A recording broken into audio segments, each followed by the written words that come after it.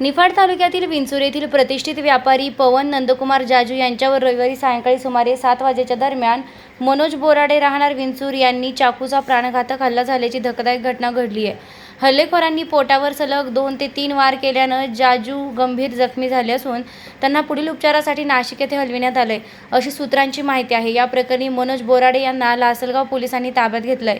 या हल्ल्याबाबत जाजू यांच्या कुटुंबियांनी व्यावसायिक भागीदार मनोज बोराडे यांच्यावर संशय व्यक्त केला आहे। हल्ल्याचे नेमके कारण अद्याप स्पष्ट झाले नसले तरी व्यावसायिक वादातून ही घटना घडल्याची प्राथमिक माहिती समोर येत आहे। पोलीस ठाण्यात याबाबत गुन्हा दाखल करण्याची प्रक्रिया सुरू असून पुढील तपास सहाय्यक पोलीस निरीक्षक भास्करराव शिंदे यांच्या मार्गदर्शनाखाली सुरू आहे। निर्भीड ज्योत न्यूजसाठी रणजित गुंजाळ, निफाड।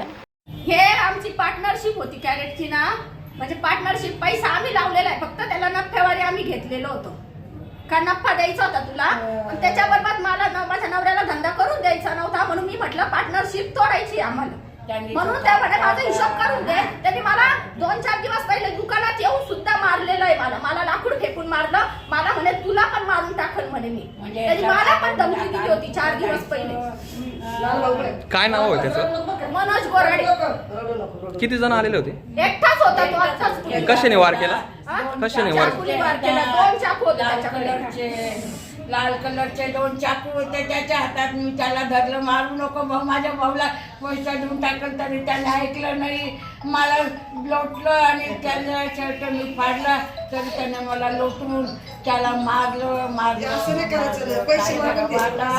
कुणाकडे काय मागावं